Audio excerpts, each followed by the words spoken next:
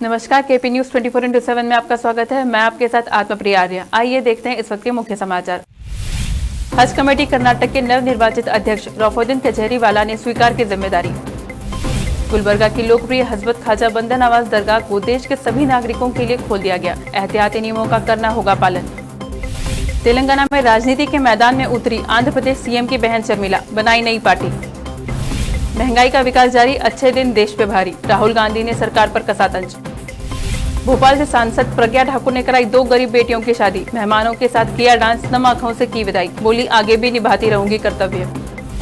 पाकिस्तान में दी गई दिलीप कुमार को श्रद्धांजलि, पुश्तैनी घर पर फैंस ने पढ़ा नमाज। दिलीप कुमार के निधन के बाद पेशावर में उनके पुश्तैनी घर पर भी फैंस ने नमाज पढ़ी। इसके अलावा मोमबत्ती जलाकर लोगों ने अपने चहेते कलाकार को नम आंखों से दी अंतिम विदाई।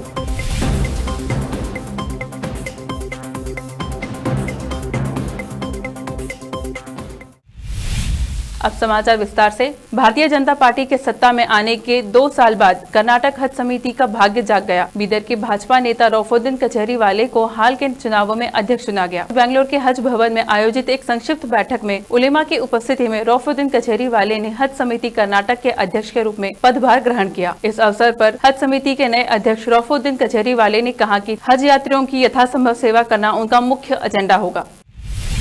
शहर गुलबर्गा की लोकप्रिय हजरत ख्वाजा बंदा नवाज दरगाह को देश के सभी नागरिकों के लिए खोल दिया गया है। लॉकडाउन और कोरोना के बढ़ते मामलों के कारण एहतियाती तौर पर दरगाह ख्वाजा बंदे नवाज को बंद कर दिया गया था। सज्जादा नशीन डॉक्टर खुसरू हुसैनी ने 6 जुलाई को दरगाह को आम लोगों के लिए खोलने का ऐलान किया। अब लोग दरगाह की जियारत कर सकते हैं, परंतु उन्हें कोरोना के एहतियाती नियमों का पालन करना होगा।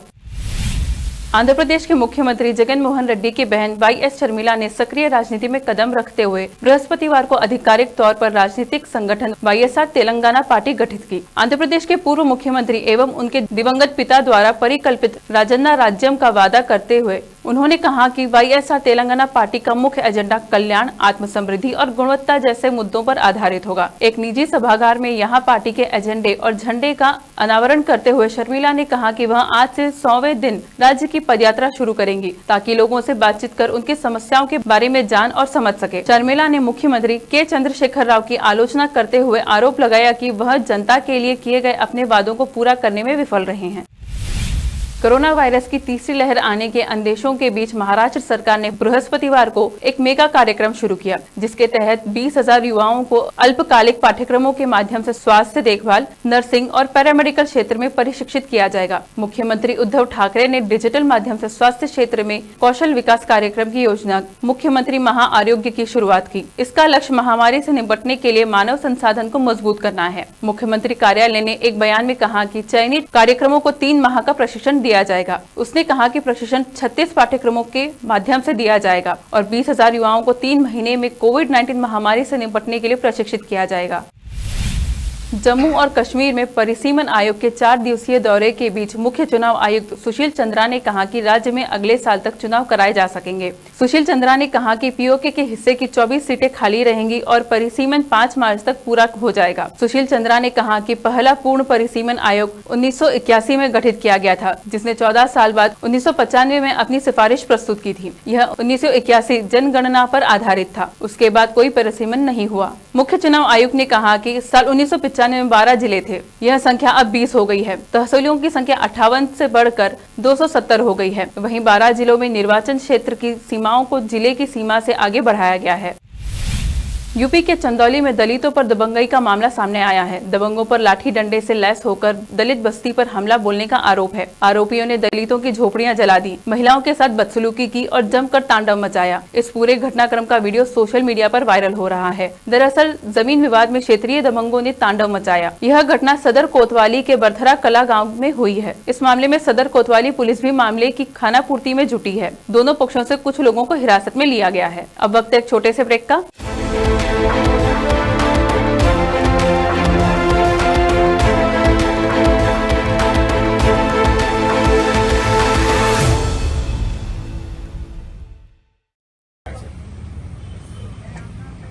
हेलो। हाँ, अरे मेरी बातचीत हो गई यार खान साहब से। तुम बार बार फोन करने का कोई मकसद ही नहीं है। छोड़ दो, तुमको पूरे सर्वर नंबर मालूम है। हाँ भाई, हमारे पास 6 से 6 है, सब पीसफुल है। मैं करता हूँ। आवाज अरे भाई, कौन सी न्यूज जेन्युइन है, कौन सी न्यूज फेक है, कौन सी न्यूज नई है, कौन सी न्यूज पुरानी है, समझ में नहीं आ रहा। एक पे बता रहा 30 जनों को मारे, एक पे बता रहा 15 जनों को मारे। क्या है सही है, क्या गलत है, समझ में नहीं आ रहा। 1000 कंधों में नहीं जाना। केपी न्यूज 24/7 हिंदी चैनल है। हाँ। सीधा उसके ऊपर डाउनलोड करो, उसके बाद देखो पल पल की खबर आपको मिल जाती। अब भी डाउनलोड कर लेता हूँ पहले सब्सक्राइब करो यूट्यूब पे। यस। आप लोग भी KP news 24/7 Hindi news channel है, इसको सब्सक्राइब करिए, अप टू डेट रहिए। जल्दी कीजिए। केपी चैनल के निर्देशक और नूर शिक्षण संस्थान के अध्यक्ष मोहम्मद अयाज खान ने एक बार फिर आगे आकर जरूरतमंदों की तरफ मदद का हाथ बढ़ाया। राज्य में अप्रैल माह से लॉकडाउन की स्थिति बनते हुए अब जब संपूर्ण लॉकडाउन किया गया है, ऐसे में रोज काम करने वालों का रोजगार छिन जाने या अन्य कामकाज बंद रहने से परेशान चल रहे लोगों को अयाज खान ने अपनी ओर से मुफ्त राशन किट वितरण किया। अयाज खान मुसीबत के समय लोगों की मदद के लिए आगे आए हैं। वह हमेशा लोगों के कठिन समय में उनकी किसी न किसी प्रकार से बिना किसी भेदभाव से मदद करते आए हैं। बीदर में लॉकडाउन के शुरू होते ही उन्होंने लोगों को संकट का सामना न करना पड़े, इसलिए राशन किट वितरण किया। शहर में विभिन्न क्षेत्रों में राशन किट वितरण कर रहे हैं। इसके अलावा खान साहब के कॉलेज तक पहुंचे जरूरतमंद लोगों को भी किट दिया जा रहा है। अयाज खान का कहना है कि लॉकडाउन के कारण लोगों में परेशानी और डर है। ऐसे में लोगों का कामकाज बंद रहने से कठिनाई का सामना कर रहे लोगों को परेशानी न हो, इसलिए सभी धर्मों के लोगों को यह राशन किट बांटे जा रहे हैं।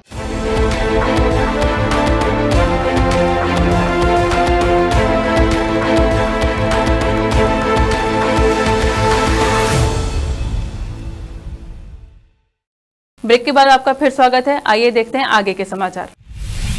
कांग्रेस के पूर्व राष्ट्रीय अध्यक्ष राहुल गांधी केंद्र में सत्तारूढ़ भारतीय जनता पार्टी के खिलाफ लगातार हमलावर बने हुए हैं। उन्होंने शुक्रवार को देश में बढ़ रही महंगाई को लेकर सरकार पर निशाना साधा। हालांकि वे लगातार पेट्रोल डीजल की बढ़ती कीमतों पर सरकार पर सवाल उठा रहे हैं। हाल ही में उन्होंने पीएम मोदी की सरकार पर टैक्स वसूली के आरोप लगाए थे। राहुल गांधी ने शुक्रवार को ट्वीट के जरिए बीजेपी के अच्छे दिन के नारे पर तंज कसा। साथ ही उन्होंने प्रधानमंत्री नरेंद्र मोदी पर मित्रों की मदद करने के आरोप लगाए। उन्होंने लिखा, महंगाई का विकास जारी, अच्छे दिन देश पे भारी, पीएम की बस मित्रों को जवाबदारी। बीते बुधवार को उन्होंने ईंधन की बढ़ती कीमतों को लेकर लिखा था, आपकी गाड़ी चाहे पेट्रोल पे चलती हो या डीजल पे, मोदी सरकार टैक्स वसूली पे चलती है। भोपाल से सांसद प्रज्ञा ठाकुर यूं तो अक्सर ही अपने बयानों की वजह से चर्चा में रहती हैं, लेकिन इस बार वे एक खास वजह से सुर्खियों में हैं। सांसद प्रज्ञा ठाकुर ने अपने सरकारी आवास में 2 गरीब बेटियों की शादी करके उन्हें उनके ससुराल रुखसत किया है। शादी के सभी पारंपरिक रीति रिवाजों में उन्होंने हिस्सा लिया। लड़कियों की बारात बुधवार की देर शाम सांसद के आवास पर पहुंची थी और वहां सांसद की मौजूदगी में दोनों जोड़े शादी के पवित्र बंधन में बंध गए। लड़कियों की अभिभावक की भूमिका निभाते हुए प्रज्ञा ठाकुर ने दरवाजे पर बारात का खुद स्वागत किया। रस्मों के दौरान सांसद को दूसरों के साथ जश्न मनाते हुए देखा गया। उन्होंने शादी में खूब जमकर डांस भी किया। इसके बाद बेटियों की विदाई के समय उनकी आंखें भी नम हो गई। नवविवाहित जोड़ों को आशीर्वाद देते हुए प्रज्ञा ठाकुर ने कहा कि वह उनके लिए खुश है और उनको वादा किया कि वह बाद में भी माता पिता के रूप में अपना कर्तव्य निभाते रहेंगी। उन्होंने कहा, मेरे दरवाजे इन जोड़ों के लिए हमेशा खुले हैं। उत्तर प्रदेश के संभल में मंदिर के एक महंत की हत्या से सनसनी फैल गई। पुलिस ने शुरुआती जांच में महंत के सिर पर गंभीर चोट देखी। उन पर कई बार वार किया गया। मामले में पुलिस ने हत्या की तहरीर लेकर शव पोस्टमार्टम के लिए भेज दिया। यह मामला असमोली थाना के गांव गुमसानी का है। इसके बाद पुलिस ने महज 2 घंटे के अंदर हत्याकांड का खुलासा कर दिया। पुलिस ने हत्यारोपी युवक को गिरफ्तार कर लिया है। मंदिर में महंत की हत्या की खबर असमोली थाना के गाँव गुमसानी के शिव मंदिर से आई। हत्यारे ने रात में महंत भरत गिरी पर ताबड़तोड़ कई बार हमला कर हत्या की थी। महंत की हत्या की सूचना जंगल में आग की तरह फैल गई। आनंद फानन में एसएसपी डॉग स्क्वाड और फोरेंसिक टीम मौके पर पहुंची। पुलिस ने शुरुआती जांच की और महज 2 घंटे में ही हत्यारोपी मोनू को गिरफ्तार कर लिया। यही नहीं, पुलिस ने हत्याकांड में प्रयुक्त लोहे की रॉड को तालाब से बरामद कर लिया। दिग्गज एक्टर दिलीप कुमार का लंबी बीमारी के बाद बुधवार की सुबह मुंबई के एक अस्पताल में निधन हो गया। शाम में पूरे राजकीय सम्मान के साथ उनका अंतिम संस्कार किया गया और इस तरह भारतीय सिनेमा के एक युग का अंत हो गया। हिंदी फिल्म जगत में ट्रेजेडी किंग के नाम से मशहूर दिलीप कुमार 98 वर्ष के थे। वह पिछले मंगलवार से यहाँ स्थित हिंदुजा अस्पताल की गैर कोविड गहन चिकित्सा इकाई में भर्ती थे। दिलीप कुमार के निधन के बाद से ही समूचा बॉलीवुड और दुनिया भर में उनके फैंस उन्हें श्रद्धांजलि दे रहे हैं। दिलीप कुमार के पुश्तैनी घर यानी पाकिस्तान के पेशावर में भी लोगों ने उन्हें श्रद्धांजलि दी। दिलीप कुमार का जन्म 11 दिसंबर 1922 को पाकिस्तान के पेशावर शहर में हुआ था। वह पाकिस्तान से मुंबई चले आए थे, लेकिन अपने पेशावर में बिताए बचपन और उस घर को वो हमेशा याद करते थे। दिलीप कुमार के निधन के बाद पेशावर में उनके पुश्तैनी घर पर भी फैंस ने नमाज पढ़ी। इसके अलावा मोमबत्ती जलाकर लोगों ने अपने चहेते कलाकार को नम आंखों से अंतिम विदाई दी। लुसियाना की 14 वर्षीय जला एवान-गार्डे अमेरिका की स्क्रिप्स नेशनल स्पेलिंग बी 2021 जीतने वाली पहली अफ्रीकी अमेरिकन बन गई हैं। इस प्रतियोगिता के 96 वर्षों के इतिहास में वह दूसरी अश्वेत विजेता हैं। जला ने स्पेलिंग को अपने खाली वक्त का शौक बताया। हालांकि वह इसके लिए हर दिन 7 घंटे अभ्यास करती हैं। जला की बास्केटबॉल में रुचि है। उन्हें एक दिन WNBA के लिए खेलने की उम्मीद है। उनके नाम एक साथ कई गेंदों को ड्रिबलिंग करने का गिनीज विश्व रिकॉर्ड भी है। रजनीकांत अपने आप में ही इतनी बड़ी शख्सियत हैं जिन्हें किसी परिचय की जरूरत नहीं है। अभिनेता की देश में नहीं बल्कि विदेश में भी बहुत बड़ी फैन फॉलोइंग है। रजनीकांत के फैंस अक्सर ही उनकी तरह दिखने के लिए उनके लुक को कॉपी करते हैं और उनके जैसे कपड़े पहनते हैं। इतना ही नहीं, लेकिन के स्वैग और उनके ऑरा को कॉपी नहीं कर सकता। ऐसा ही कुछ हाल ही में रजनीकांत के एक फैन के साथ भी हुआ। फैन ने एक्टर की तरह दिखने के लिए उनके जैसे कपड़े तो पहन लिए, लेकिन उनके चार्म को कॉपी नहीं कर सका। शख्स ने लोगों की भीड़ के बीच रजनीकांत के स्टंट को कॉपी करने की कोशिश की, लेकिन अंत में जो हुआ वो न उसने सोचा होगा न वहाँ बैठे दर्शकों ने। सोशल मीडिया पर वायरल इस वीडियो में आप देख सकते हैं कि शख्स जैसे ही स्टंट करने की कोशिश करता है तभी अचानक उसका पैर अटक जाता है और वो जोर से मंच पर ही गिर जाता है। शख्स को गिरता हुआ देख लोग उसकी मदद के लिए भागते हैं। आखिर में फिर एक बार देखते हैं मुख्य समाचार। हज कमेटी कर्नाटक के नवनिर्वाचित अध्यक्ष रौफुद्दीन कचहरीवाला ने स्वीकार की जिम्मेदारी। गुलबर्गा की लोकप्रिय हजरत ख्वाजा बंदा नवाज दरगाह को देश के सभी नागरिकों के लिए खोल दिया गया। एहतियाती नियमों का करना होगा पालन। तेलंगाना में राजनीति के मैदान में उतरी आंध्र प्रदेश सीएम की बहन शर्मिला, बनाई नई पार्टी। महंगाई का विकास जारी, अच्छे दिन देश पे भारी, राहुल गांधी ने सरकार पर कसा तंज। भोपाल से सांसद प्रज्ञा ठाकुर ने कराई 2 गरीब बेटियों की शादी। मेहमानों के साथ किया डांस, नम आंखों से की विदाई, बोली आगे भी निभाती रहूंगी कर्तव्य। पाकिस्तान में दी गई दिलीप कुमार को श्रद्धांजलि, पुश्तैनी घर पर फैंस ने पढ़ा नमाज। दिलीप कुमार के निधन के बाद पेशावर में उनके पुश्तैनी घर पर भी फैंस ने नमाज पढ़ी। इसके अलावा मोमबत्ती जलाकर लोगों ने अपने चहेते कलाकार को नम आंखों से दी अंतिम विदाई।